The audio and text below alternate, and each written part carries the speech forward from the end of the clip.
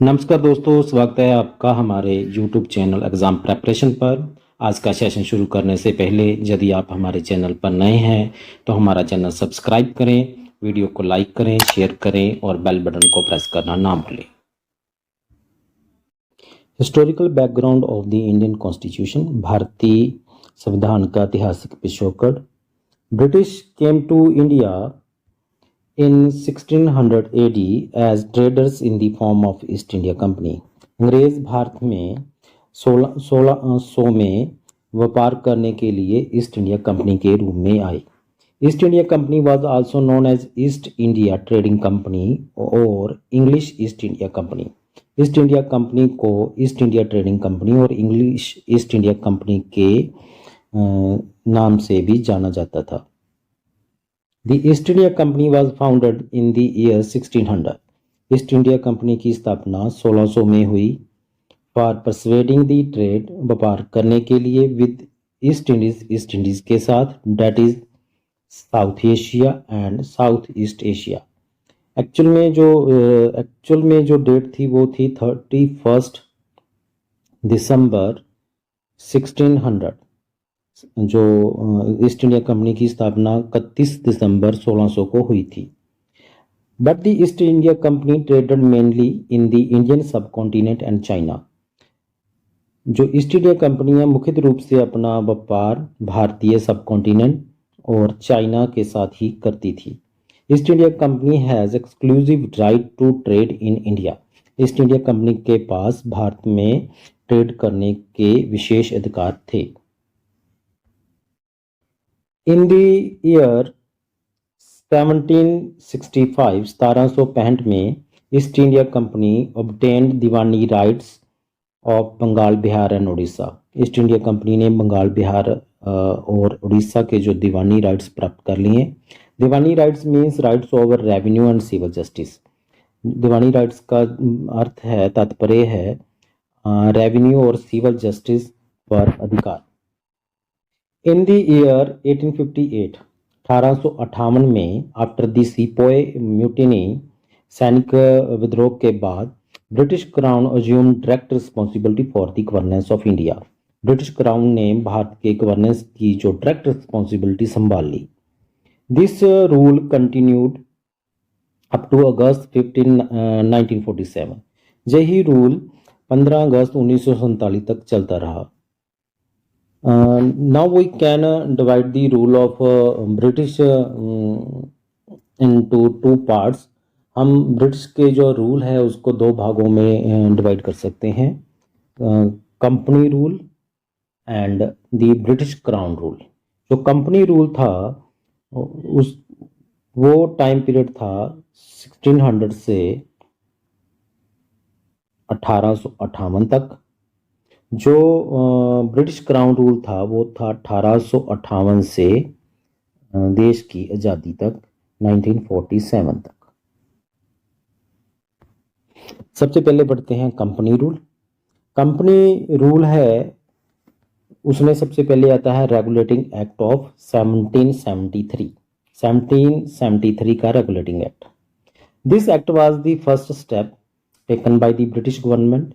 अंग्रेजी सरकार के द्वारा उठाया जाना वाला पहला कदम था to control and regulating the affair of East India company. East India company के जो अफेयर्स थे, जो कामकाज थे, उन्हें रेगुलेट करने के लिए, कंट्रोल करने के लिए उठाया जाने वाला पहला कदम था। Political and administrative function of the company were recognised for the first time. प्रथम बार जो कंपनी के राजनीतिक और प्रशासनिक कार्य हैं उनको मान्यता दी गई। It led the foundation of the central administration in India. यही एक्ट है जिसने भारत में केंद्रीय प्रशासन की जो नींव डाली। The governor of Bengal was designated as the governor general of Bengal. इस एक्ट के तहत जो बंगाल का गवर्नर था उसे गवर्नर जनरल ऑफ बंगाल कहा जाने लगा। The executive council of 4 member was created to assist the governor general. Governor general की सहायता के लिए 4 सदस्यीय कार्यकारी काउंसिल भी बनाई गई। The first governor general of Bengal was lord Warren Hasting. जो बंगाल का प्रथम गवर्नर जनरल था वो था lord Warren Hasting. Very important fact. दोनों फैक्ट बहुत इंपॉर्टेंट है। The 1773 act made the governors of the Bombay and Madras presidency subordinate to the governor general of Bengal. जो ये एक्ट था, रेगुलेटिंग एक्ट, इसके अंतर्गत बम्बे और मद्रास के जो गवर्नर थे उन्हें गवर्नर जनरल ऑफ बंगाल का जो है सबॉर्डिनेट बना दिया गया। तात्पर्य है जो बम्बे के और मद्रास के गवर्नर थे अब गवर्नर जनरल ऑफ बंगाल के अधीन आ गए। The act provided for the establishment of Supreme Court at Calcutta in the year 1774। ये डेट आपको याद रखना है, इंपॉर्टेंट फैक्ट है जी। रेगुलेटिंग एक्ट के तहत 1774 में कलकत्ता में सुप्रीम कोर्ट की स्थापना की गई। The Supreme Court comprised of a Chief Justice and 3 other justices। Supreme court में एक चीफ जस्टिस और 3 दूसरे जज थे। This act prohibited the servants of the company. इस एक्ट के तहत जो कंपनी के जो कर्मचारी थे उन्हें मनाही की गई from engaging in any private trade. वो अब कोई भी अपना प्राइवेट ट्रेड नहीं कर सकते थे। एक्सेप्टिंग गिफ्ट और ब्राइब्स फ्रॉम द नेटिव और लोकल पीपल। लोकल पीपल से वो अब कोई गिफ्ट और ब्राइब, रिश्वत भी नहीं ले सकते थे। The act 1773 strengthen the control of the British government over the company. जो रेगुलेटिंग एक्ट है 1773 का, इसने ब्रिटिश सरकार का कंपनी पर कंट्रोल को मजबूत कर दिया। By requiring the board of court of director आएगा जहां पर court of director to report on its revenue, civil and military affairs in India. और जो कोर्ट ऑफ डायरेक्टर है वो अपनी जो रिपोर्ट देगा रेवेन्यू, सिविल, मिलिट्री अफेयर्स पर ब्रिटिश गवर्नमेंट को। इसके तहत जो कंपनी है उसके कार्य को पूरी तरह से नियंत्रण किया गया। Pitt's India act 1784। The Pitt's India act distinguish between commercial and political function of the company. जो पिट्स इंडिया एक्ट है वो कंपनी के राजनीतिक और व्यापारिक जो कार्य हैं उनमें अंतर पेश करता है। Court of director will manage the commercial affair of the company. जो कोर्ट ऑफ डायरेक्टर है वो कंपनी के जो कमर्शियल कार्य हैं, जो व्यापारिक कार्य हैं, उनकी जिम्मेदारी दी गई। Board of control was interested with the responsibility of political affair. और बोर्ड ऑफ कंट्रोल को राजनीतिक मामलों की जो जिम्मेदारी दी गई। The Pitt's India act establish dual government system. इस प्रकार जो पिट्स इंडिया एक्ट है 1784 का, वो भारत में दोहरी शासन, दोहरी सरकार की व्यवस्था करता है। एक तरफ कोर्ट ऑफ डायरेक्टर था, दूसरी तरफ बोर्ड ऑफ कंट्रोल था। कोर्ट ऑफ डायरेक्टर का कार्य कंपनी के कमर्शियल जो काम है उसे मैनेज करना था और बोर्ड ऑफ डायरेक्टर की जो रिस्पॉन्सिबिलिटी थी वो पॉलिटिकल अफेयर की थी। The company territories in India were for the first time called British possession in India. जो कंपनी भारत में जो कंपनी की टेरिटरी थी जहां पर कंपनी अपने पॉलिटिकल और कमर्शियल अफेयर करती थी, चलाती थी, उसे अब ब्रिटिश का ही भाग कहा जाने लगा, ब्रिटिश की ही संपत्ति कहा जाने लगा। Charter act 1793। East India company monopoly over trade was extended for 20 more years. East India company की जो व्यापार पर एकाधिकार था उसे 20 साल के लिए बढ़ा दिया गया। चार्टर एक्ट 1793 के तहत expansion and salaries of the board of control be charged on Indian revenue. जो बोर्ड ऑफ कंट्रोल के जो एम्प्लॉइज थे उनका जो एक्सपेंसेस, खर्चा था, जो सैलरी, जो तनख्वाहें, वेतन दी जाती थी वो अब इंडियन रेवेन्यू से दी जाने लगी। Governor general could override his council decision. जो गवर्नर जनरल था वो अपने काउंसिल के फैसले को कैंसिल कर सकता था, रद्द कर सकता था। ये जो प्रोविजन है चार्टर एक्ट 1793 में की गई। Charter act 1813। East India company was deprived of its trade monopoly in India. East India company से जो व्यापार का एकाधिकार वो छीन लिया गया भारत में। वेरी इंपॉर्टेंट फैक्ट, ये पूछा जाता है कि कब ईस्ट इंडिया कंपनी से मोनोपोली छीन ली गई। तो इसका राइट आंसर होगा charter act 1830। Except and tea and opium trade with China. परंतु जो चाइना में जो ट्रेड की जो मोनोपोली है वो अभी चाय और अफीम में अभी भी जारी थी, किंतु जो चाइना में जो मोनोपोली है वो भी छीन ली जाती है चार्टर एक्ट 1833 में। All English man could trade with India subject to certain restriction. सभी अंग्रेज जो भारत के साथ व्यापार कर सकते थे, कुछ रिस्ट्रिक्शन के साथ, कुछ प्रतिबंधों के साथ। Rules and procedures were made, जो सभी जो प्रक्रियाएं और निज़म बनाए गए for the use of Indian revenue, only भारतीय रेवेन्यू को का प्रयोग करने के लिए सभी रूल बनाए गए। A sum of 1 lakh rupees was earmarked annually for education. ये बहुत इंपॉर्टेंट फैक्ट है। 1 लाख रुपए की जो राशि है वो एजुकेशन के लिए सालाना रखने का प्रस्ताव दिया गया। Only for western education, western education को प्रमोट करने के लिए 1 लाख रुपए का जो प्रस्ताव रखा गया। This decision was recommended by the praised by the Raja Ram Mohan Roy. इस डिसीजन की जो प्रशंसा है राजा राम मोहन राय के द्वारा की गई। चार्टर एक्ट 1833 का charter act. This is the final step toward centralisation of power in India. जे चार्टर एक्ट 1833 का जो है वो आखिरी स्टेप था शक्तियों का केंद्रीकरण करने के लिए भारत में। What is centralisation? सेंट्रलाइजेशन क्या है? This mean concentration of power in single authority. Centralisation का अर्थ है एक सिंगल अथॉरिटी के पास पावरों का एकत्रित होना, एकीकृत होना। The governor general of Bengal was made the governor general of India. Charter act 1830 very important fact है जो चार्टर एक्ट 1833 है, इसके तहत जो बंगाल का गवर्नर जनरल था अब वो भारत का गवर्नर जनरल बन गया। The governor general of India was Lord William Bentinck. जो first governor general of India था वो था Lord William Bentinck. Very important fact. The laws that were made prior to 1833 were called regulation. जो 1833 से पहले जो कानून बनते थे उसे रेगुलेशन कहा जाता था, और अब जो 1833 के एक्ट के तहत जो लॉ बने उन्हें एक्ट कहा जाने लगा। एक बार फिर मैं रिपीट करता हूं, जो 1833 से पहले जो भी लॉ बनते थे उन्हें रेगुलेशन कहा जाता था, और 1833 या उसके बाद जो भी कानून बनते थे उन्हें एक्ट कहा जाने लगा। The East India Company purely became the administrative body।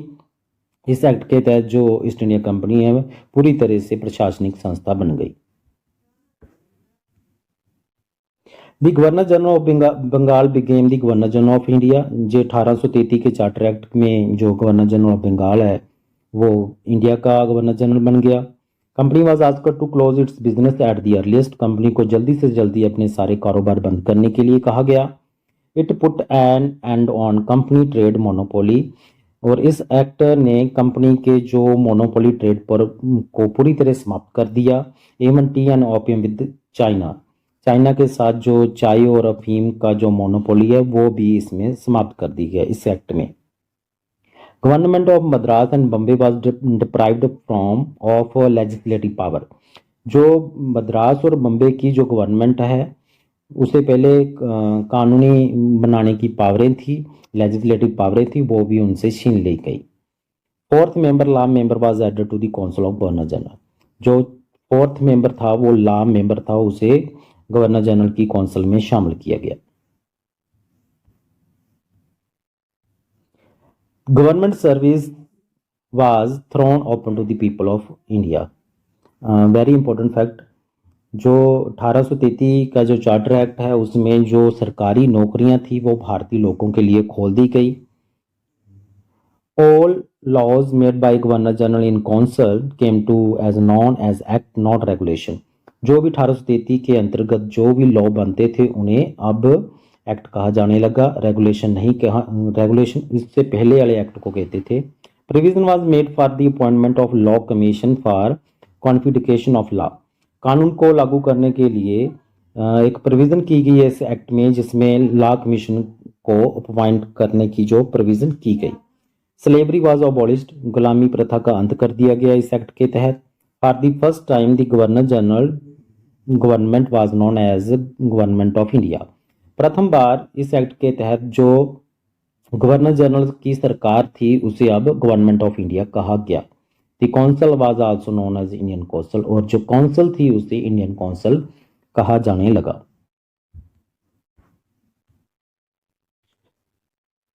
Charter act 1853, जो चार्टर एक्ट 1853 है इसकी सबसे जो मुख्य विशेषता थी वो थी point number 3, recruitment of civil service was based on open annual competitive examination. जो सिविल सर्विस की जो रिक्रूटमेंट थी, जो भर्ती थी, वो अब आधारित कर दी गई कॉम्पिटिटिव एग्जामिनेशन पर।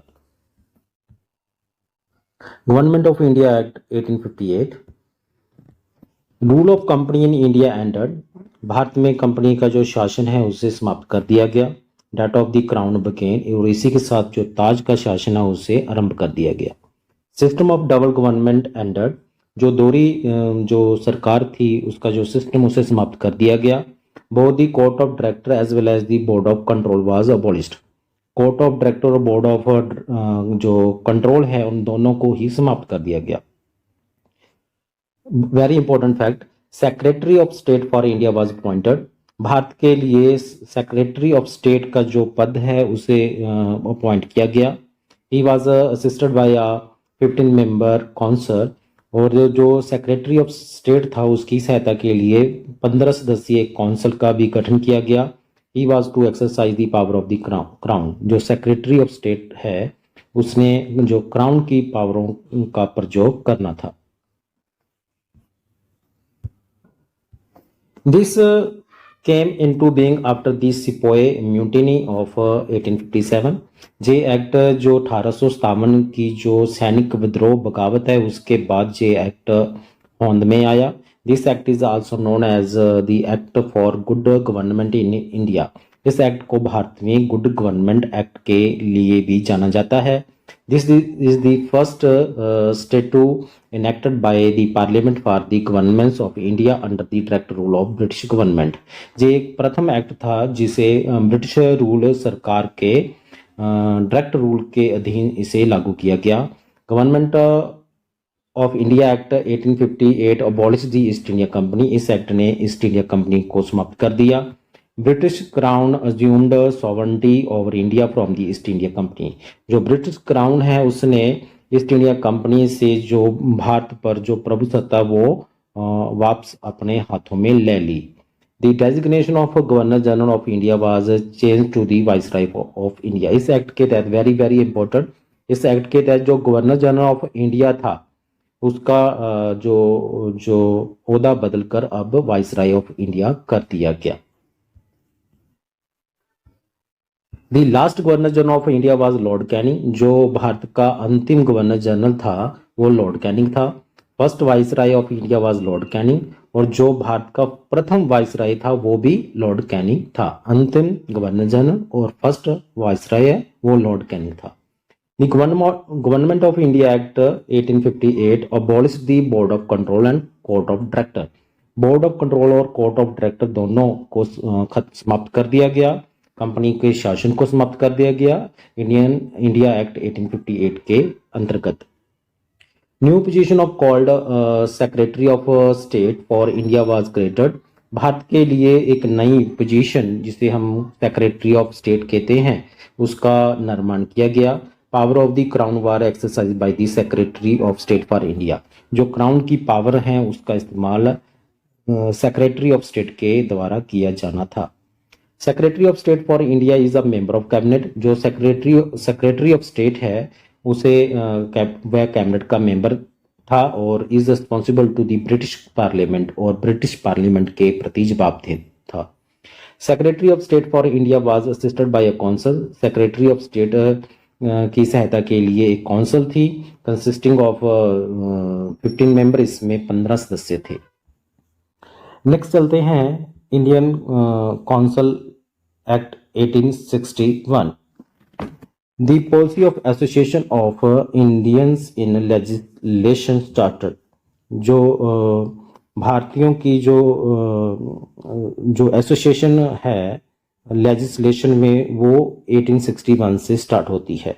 इस जो 1861 का जो एक्ट है, इसकी सबसे जो महत्वपूर्ण करेक्टरिस्टिक्स है वो है point number 2, portfolio system was introduced. Portfolio जो सिस्टम है वो इंट्रोड्यूस किया गया। पोर्टफोलियो क्या है?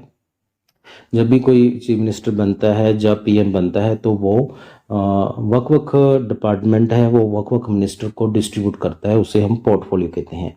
फॉर लेजिस्लेशन, कानून बनाने के लिए executive council of viceroy was enlarged by 6 to 12 member. कानून बनाने के लिए जो एग्जीक्यूटिव काउंसिल ऑफ वाइसराय थी उसे 6 से बढ़ाकर उनके मेंबरों की गिनती 12 कर दी गई, और इनमें से हाफ जो मेंबर थे नॉन ऑफिशियल मेंबर थे। दिस दस foundation of Indian legislature was laid down.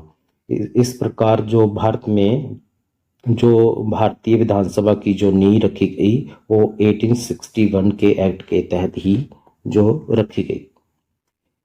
The legislative power of the presidency government abolished in 1833 were restored। जो 1833 में जो कानून बनाने की जो प्रेसिडेंसी गवर्नमेंट की जो पावरें जो खत्म कर दी गई उसे द्वारा बहाल कर दिया गया। Viceroy could issue ordinance in case of emergency. Very very important fact. 1861 के जो एक्ट के तहत जो वाइसराय है इमरजेंसी आपातकालीन स्थिति में ऑर्डिनेंस जारी कर सकता है। जैसे आज देश का राष्ट्रपति आपातकालीन स्थितियों में ऑर्डिनेंस जारी कर सकता है, उसी प्रकार ये पावरें 1861 में वाइसराय के पास थी। The legislative council for Punjab was created in the year 1897। 1897 में इसी एक्ट के तहत भारत में पंजाब के लिए विधान परिषद का जो निर्माण किया गया। This act give recognition to the portfolio system, जो हम पहले पढ़ चुके हैं। इस एक्ट के तहत पोर्टफोलियो सिस्टम है वो आया था। Portfolio system means placing each member in charge of a specific department. Portfolio system का जो तात्पर्य ये है कि हर एक मेंबर को किसी खास डिपार्टमेंट का इंचार्ज लगाना। Lord Canning introduced portfolio system in the year 1859। Portfolio system है जो लॉर्ड कैनिंग ने दिया था 1861 का एक्ट के तहत ही दिया था। This act also empowered the viceroy to issue ordinance. Viceroy को जे ऑर्डिनेंस जारी करने की जे शक्ति भी यही एक्ट 1861 प्रोवाइड करता है। 1861 की जो चीफ करेक्टरिस्टिक्स है, एक तो है ऑर्डिनेंस पावर जो वाइसराय को मिली थी, दूसरा है पोर्टफोलियो सिस्टम जो लॉर्ड कैनिंग ने स्टार्ट किया था 1859। ये वेरी वेरी इंपॉर्टेंट फैक्ट है 1861 इंडियन काउंसिल एक्ट के। In the year 1862 lord Canning who was the first viceroy of India, जो कि भारत का प्रथम वाइसराय था, nominated raja of Benares, maharaja of Patiala and sir Dinkar Rao to the legislative council. 1862 में जो लॉर्ड कैनिंग थे उन्होंने लेजिस्लेटिव काउंसिल में 3 को नामजद किया। एक तो बनारस के राजा थे, दूसरा पटियाला के महाराजा थे, तीसरा सर दिनकर राव थे। इन तीनों को लेजिस्लेटिव काउंसिल में नामजद किया गया। This act restored the power of Bombay and Bengal presidency. Bombay और बंगाल की प्रेसिडेंसी की जो पावर है उसे भी बहाल कर दिया गया। The legislative council for Bengal was created in the year 1862। Bengal की विधान परिषद की जो स्थापना है वो 1862 में इसी एक्ट के तहत की गई। Legislative council for NWFP north west frontier provinces was created in the year 1866। 1866 में NWFP के लिए जो विधानसभा की स्थापना भी इसी एक्ट के तहत की गई। NWFP north west frontier provinces अब जे पाकिस्तान में है।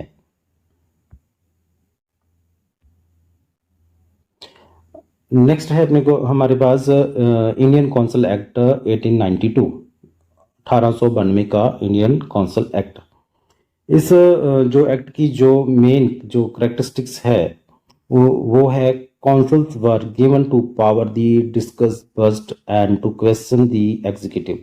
जो कौंसल थी उसे शक्ति प्रदान की गई कि वो बजट पर चर्चा कर सकती है और एग्जीक्यूटिव जो कार्यकारिणी जो है उससे कुछ क्वेश्चन भी कर सकती है, सवाल। इंडियन कौंसल एक्ट 1909 बहुत ही इंपॉर्टेंट जे एक्ट है, 1909 का act, also known as Morley Minto reforms. इसे मोरलेमेंटो रिफॉर्म के नाम से जाना जाता है। वो वाज मिंटो, मिंटो कौन था? Minto was the viceroy, Minto viceroy था। वो वाज मोरले, मोरले कौन था? Morley was the secretary of state, वो सेक्रेटरी ऑफ स्टेट था। हमने पीछे पढ़ा है सेक्रेटरी ऑफ स्टेट जी जो पोस्ट है भारत में 1858 जो एक्ट है उसके तहत इसकी फॉर्मेशन की गई, जब कंपनी का शासन है वो समाप्त कर दिया गया और जो क्राउन है, क्राउन का जो शासन है भारत में आरंभ हुआ और क्राउन की पावरों को यूज करने के लिए सेक्रेटरी ऑफ स्टेट इस पोस्ट का जो फॉर्मेशन किया गया। फॉर द फर्स्ट टाइम, प्रथम बार, an element of election to be legislative council. Very important fact exam में पूछा जाता है कि कौन सा वो एक्ट है जिसमें प्रथम बार लेजिस्लेटिव काउंसिल की जो इलेक्शन की व्यवस्था की गई, प्रथम बार इलेक्शन को तरहीज दी गई। In provincial legislative council non official member were to be in majority. जो प्रोविंशनल लेजिस्लेटिव है, जो प्रांतीय विधानसभा है, उसमें जो गैर अधिकारित मेंबर वो बहुत गिनती में थे। This act introduce the system of separate electorate for Muslims. ये बहुत इंपॉर्टेंट फैक्ट है। इस एक्ट के तहत क्या हुआ कि मुसलमानों के लिए एक अलग से वो वोटर प्रणाली की शुरुआत की गई। Minto was regarded as the father of communal electorate.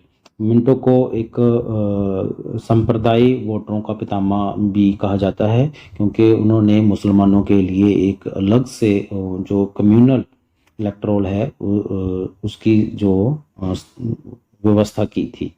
This act provided the association of Indians with the executive council of the viceroy and the governor. ये एक्ट है जो वाइसराय और गवर्नर की कार्यकारी काउंसिल के साथ भारतीयों की जो एसोसिएशन है वो बढ़ाता है, सांझ को बढ़ाता है। This the first Indian to join the viceroy executive council was Satinder Prasad Sinha. जो प्रथम भारतीय जिसने वाइसराय की जो कार्यकारी काउंसिल में शामिल होने वाला पहला भारतीय सतिंदर प्रसाद सिन्हा था। The 1909 Act introduced a system of communal representations for Muslims।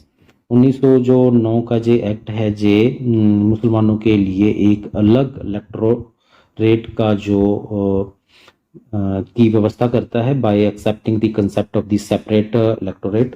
एक अलग इलेक्टोरेट को से कंसेप्ट को स्वीकार करते हुए under the separate electorate the Muslim member were to be elected only by the Muslim voters. जो मुस्लिम मेंबर थे उनको केवल मुस्लिम वोटरों के द्वारा ही इलेक्ट किया जाना था। इस 909 एक्ट की सबसे बड़ी और खासियत बात है कम्युनल इलेक्टोरेट। संप्रदाय या फिरकू वोटर। क्वेश्चन है which one of the following act formally introduced the principles of election for the first time। निम्न में से कौन सा एक्ट है जिसमें फॉर्मली प्रथम बार इलेक्शन के सिद्धांत को पेश किया गया? वो है option A, Indian council act 1909। इसी एक्ट में प्रथम बार जो इलेक्शन का विचार है वो पेश किया गया। गवर्नमेंट ऑफ इंडिया एक्ट 1919, 1919 का government of India act. This act came into picture when the Indian national Congress became very active. ये एक्ट तब पिक्चर में आया जब इंडियन नेशनल कांग्रेस बहुत ज़्यादा एक्टिव थी during the first world war, प्रथम विश्व युद्ध के दौरान, and launch the home rule movement, और होम रूल मूवमेंट उसके द्वारा शुरू किया गया। This act is also known as Montagu Chelmsford reforms. इसे मोंटेग चेम्सफोर्ड रिफॉर्म्स, सुधारों के नाम से भी जाना जाता है। Who was Chelmsford? चेम्सफोर्ड कौन था? Chelmsford was the viceroy. Chelmsford viceroy था। Who was Montagu? मोंटेग कौन था? Montagu was the secretary of state. Montagu जो है वो स्टेट का सेक्रेटरी था। The government of India act 1919 introduced डायकी और ड्यूल गवर्नमेंट। जो 1919 का जो गवर्नमेंट ऑफ इंडिया एक्ट है, इसने डायकी और दोहरी शासन व्यवस्था की शुरुआत की। डायकी was introduced at the province and not at the centre. जो डायकी की शुरुआत है वो प्रोविंस प्रांतों में की गई, सेंटर में नहीं इसकी शुरुआत की गई।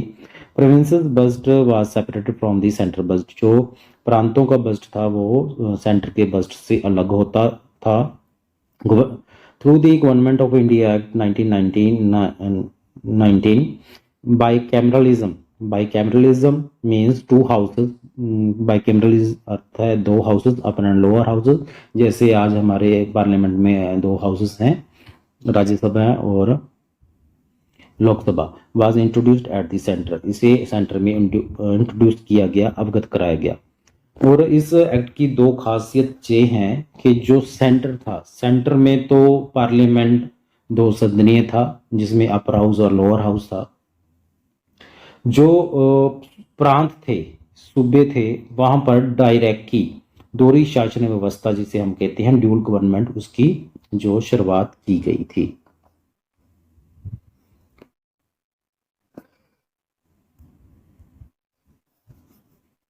Government of India act 1919 popularly known as Montagu Chelmsford reforms. इसे मोंटेग चेम्सफोर्ड रिफॉर्म से जाना जाता है।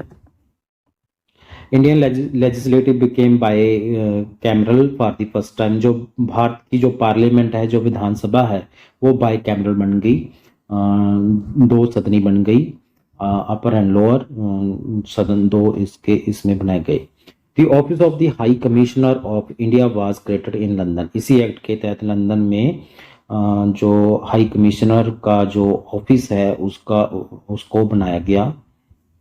The idea of responsible government was stressed. इस एक्ट के अंतर्गत रिस्पॉन्सिबल गवर्नमेंट का जो आइडिया, इस पर बहुत ज्यादा जोर दिया गया। The communal representations were extended to 6।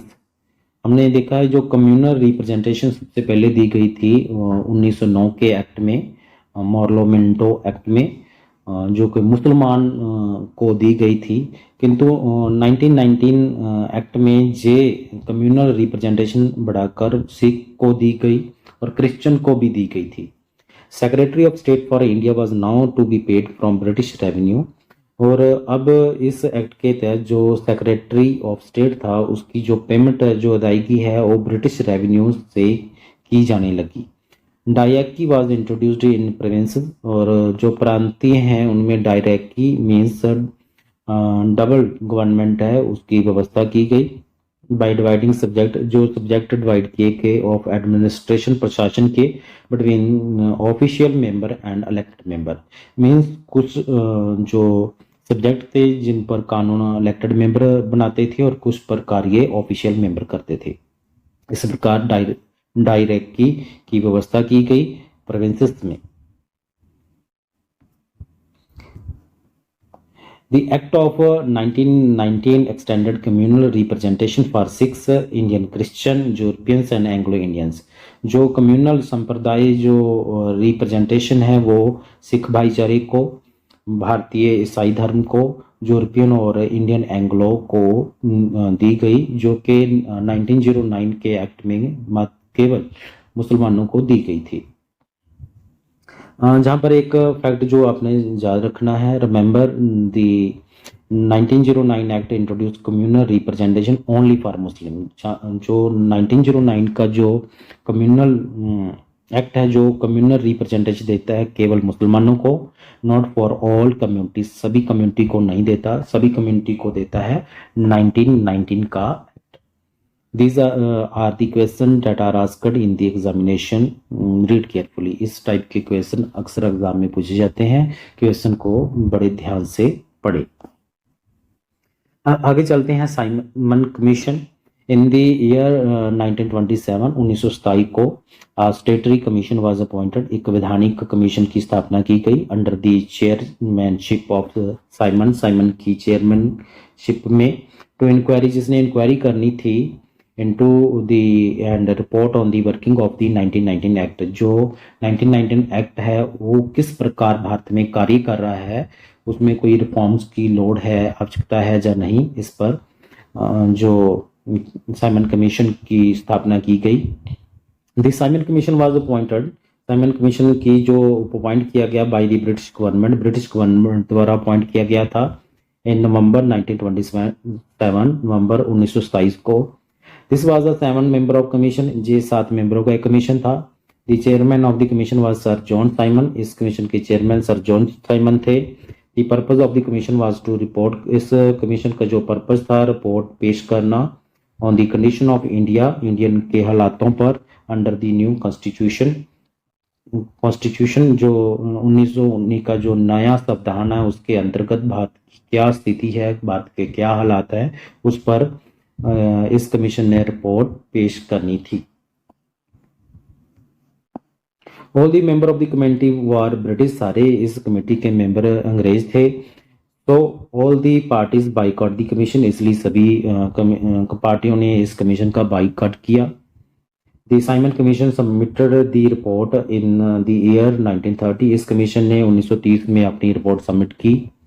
The Simon commission commends for the abolition of the dyarchy, Simon commission ने जो दोहरी व्यवस्था है प्रांतों में उसे समाप्त करने की सिफारिश की। This commission also recommended for the continuation of the communal electoral, पर इस कमीशन ने जो संप्रदाय वोटर है उसको जारी रखने की सिफारिश की गई।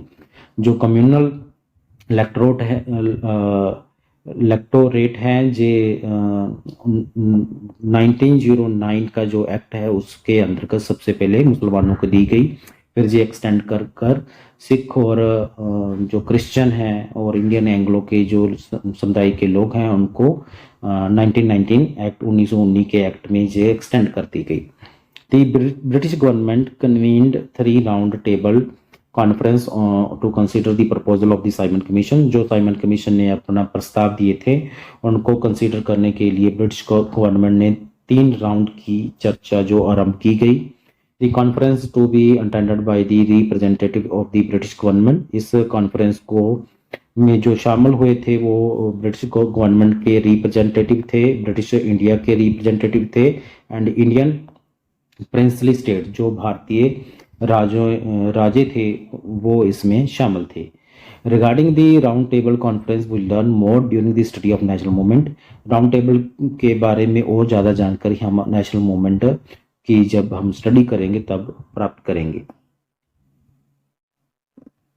3 round tables conference held between 1930 and 32, 1930 और 31 और 32 वर्षों में 3 राउंड टेबल हुए। महात्मा गांधी अटेंडेड दी सेंकल round table conference only, Mahatma Gandhi ने केवल दूसरी गोलमेज कॉन्फ्रेंस में भाग लिया। But B R Ambedkar participated in all the 3 round conference, पर जो बी आर अम्बेडकर है उन्होंने सभी तीनों गोलमेज कॉन्फ्रेंसों में भाग लिया। On the basis of these discussion white paper on constitutional reforms was prepared, discussion के आधार पर एक व्हाइट पेपर है जो संवैधानिक सुधारों के लिए तैयार किया गया, and the same was submitted to the parliament, और यही व्हाइट पेपर पार्लियामेंट में सबमिट किया गया। Recommendation were incorporated in the government of India act 1935, जो साइमन कमीशन की रिकमेंडेशन थी उसे गवर्नमेंट ऑफ इंडिया एक्ट में शामिल किया गया। Communal Award 1932. On August 4, 1932, Communal Award was announced by the Ramsay MacDonald, then British Prime Minister. उस समय के British prime minister Ramsay McDonald ने 1932 को कम्युनल अवार्ड की घोषणा की. This is made for providing extending a separate electorate to scheduled caste. हमने देखा है कि जो 909 में मुसलमानों को कम्युनल इलेक्टोरेट की व्यवस्था दी गई और इसे एक्सटेंड कर दिया गया. 1919 में सिख, क्रिश्चियन और इंडियन एंग्लो के लोगों को भी इसमें शामिल कर लिया गया. किंतु 1932 में रैमसे मैकडोनल्ड ने शेड्यूल्ड कास्ट के लिए एक अलग से वोटरों का जो है व्यवस्था की. In fact, the concept of separate electoral for the depressed class was raised by Dr. B.R. Ambedkar. जो ऐसी कैटेगरी के लिए सेपरेट इलेक्टोरल की जो बात है वो डॉक्टर बी आर अम्बेडकर ने उठाई थी. The proposal was accept by the British और इस प्रपोजल को अंग्रेज सरकार ने एक्सेप्ट कर लिया था and announced the communal award और कम्युनल अवार्ड की घोषणा कर दी. Gandhi ji opposed this. गांधी जी ने इस कम्युनल अवार्ड का अपोज किया, विरोध किया ऑन द ग्राउंड, इस ग्राउंड पर that this proposal would disintegrate the Hindu society, कि ये प्रपोजल जो हिंदू समाज है भारत का उसे विभाजित कर देगा. Mahatma Gandhi began indefinite hunger strike. Mahatma Gandhi ने अनिश्चितकालीन एक हंगर स्ट्राइक शुरू की इन जेरवदा जेल में, पूना महाराष्ट्र में, against the separate electorate for the scheduled caste. Scheduled caste को जो सेपरेट इलेक्टोरेट प्रदान किया गया था उसके अगेंस्ट पूना जेल में महात्मा गांधी ने अनिश्चितकालीन जो हंगर स्ट्राइक है वो उसकी शुरुआत की. As Mahatma Gandhi went on to hunger strike. Mahatma Gandhi ji hunger strike पर चल रहे थे. Doctor B R Ambedkar was under tremendous pressure. Doctor B R Ambedkar बहुत ज्यादा प्रेशर में आ गए to save the life of Gandhi ji, Gandhi ji के जीवन को बचाने के लिए. Hence B R Ambedkar accepted for the agreement. और फिर डॉक्टर बी आर अम्बेडकर है वो जो समझौते के लिए राजी हो गए. This is an agreement. J agreement था बिटवीन दी दलित के बीच और and the upper caste Hindu of India. Bharat के जो अपर कास्ट हिंदू और दलित के बीच ये समझौता था. Madan Mohan Malviya signed it on the behalf of Gandhi ji. ये बहुत इंपॉर्टेंट फैक्ट है. महात्मा गांधी जी जेल में थे और इस पूना पैक्ट, इसे पूना पैक्ट भी कहा जाता है क्योंकि ये पूना में हुआ था. पूना पैक्ट पर महात्मा गांधी की तरफ से किसने साइन किए, बहुत इंपॉर्टेंट है, मदन मोहन मालवीय ने इस पर साइन किए थे. This took place on September 24, 1932 at Yerwada jail.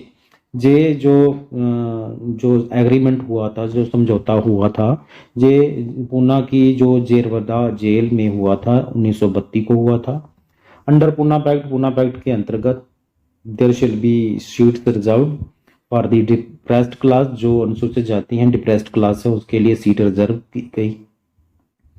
Out of the general electoral seats, general seat से ही रिजर्व की गई इन दी प्रोविंशियल लेजिस्लेचर, प्रांतीय विधानसभा के लिए.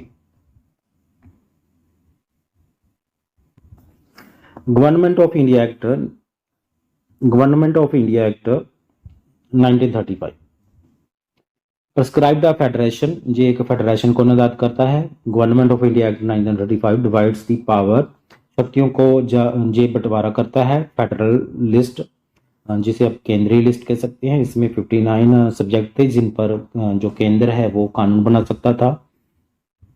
प्रोविंशियल लिस्ट, प्रांतीय लिस्ट, जिसमें 54 सब्जेक्ट थे, इन पर जो प्रांत है वो सब्जेक्ट बना सकता था. और करंट लिस्ट में 36 थे, इसमें दोनों मिलकर कानून बना सकते थे. The residuary power were vested with the viceroy. ऐसे सारे विषय जो ना तो फेडरल लिस्ट में आएंगे ना ही प्रोविंशियल लिस्ट और कंकरेंट लिस्ट में आएंगे, उन विषयों पर जो कानून बनाने की जो अथॉरिटी है वो वाइसराय के पास होगी. The Government of India Act 1935 abolished the diarchy in provisions. जो प्रोविंसेस है, जो प्रांतीय हैं, वहाँ पर जो दोहरी शासन व्यवस्था उसे ख़त्म कर दिया गया 1935 एक्ट के तहत। ये जो रिकमेंडेशन है वो साइमन कमीशन के द्वारा दी गई थी। The government of India act 1935 provided the directly at the centre. Provinces में समाप्त कर दी गई, किंतु सेंटर में इसकी व्यवस्था की गई स्टार्ट करने के लिए, but did not come into operation, पर जे व्यवस्था लागू ना हो पाई। The responsible government was introduced in provinces. प्रांतों में एक रिस्पॉन्सिबल गवर्नमेंट है, उसको इंट्रोड्यूस किया गया। Government of India act 1935 introduced bicameralism. जो बाईकैमरलिज्म का अर्थ है दो सदनीय जो प्रोविंसेस में दो सदनीय विधानसभा की जो स्थापना की गई। 6 आउट ऑफ 11 प्रांतों में से मात्र 6 प्रांतों में ये व्यवस्था की गई।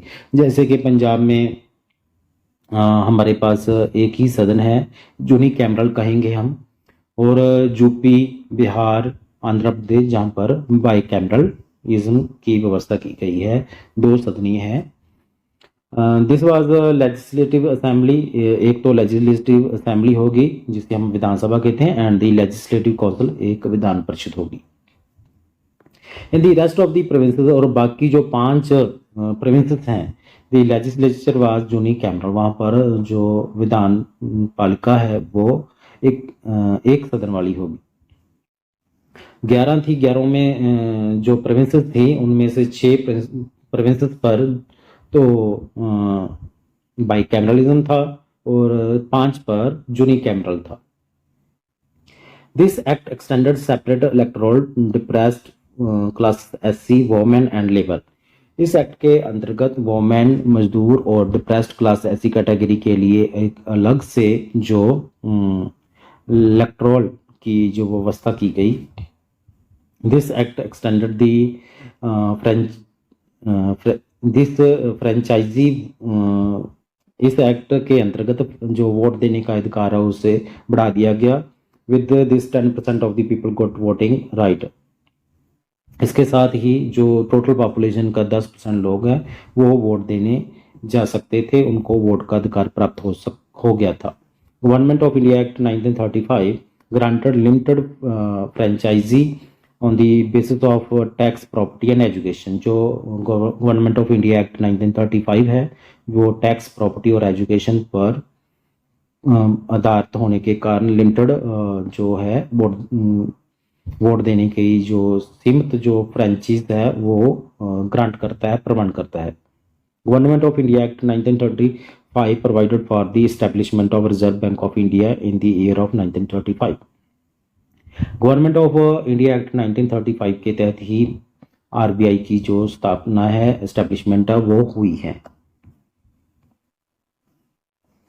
Government of India act provided for the establishment of federal court. Federal court mean supreme court. Supreme court की जो स्थापना है वो भी गवर्नमेंट ऑफ इंडिया एक्ट 1935 के अंतर्गत आती है।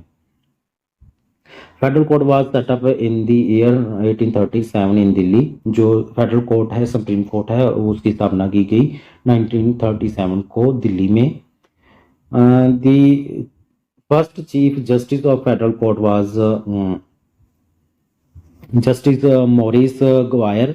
जो इस फेडरल कोर्ट के सबसे पहले जो चीफ जस्टिस थे वो थे Morris Gwyer. Establishment of RBI was recommended by the Hilton young commission. जो RBI है उसकी जो स्थापना की रिकमेंडेशन है हिल्टन यंग कमीशन के द्वारा की गई थी। वेरी इंपॉर्टेंट क्वेश्चन है। इन द ईयर 1926 1926 में RBI in the year 1935 was set up at Calcutta. RBI की स्थापना 1935 में सबसे पहले कलकत्ता में की गई थी। इन 1937 1937 में RBI was shift to Bombay और RBI का जो हेडक्वार्टर कोलकाता से बम्बे शिफ्ट कर दिया गया। जो नोट करने वाली बात है कि present supreme court was establish on January 28 1950। जो आज का जो वर्तमान सुप्रीम कोर्ट है उसकी जो स्थापना है वो जनवरी 28 1950 को की गई थी। मुझे आशा है आज का जो सेशन आपको पसंद आया होगा। धन्यवाद।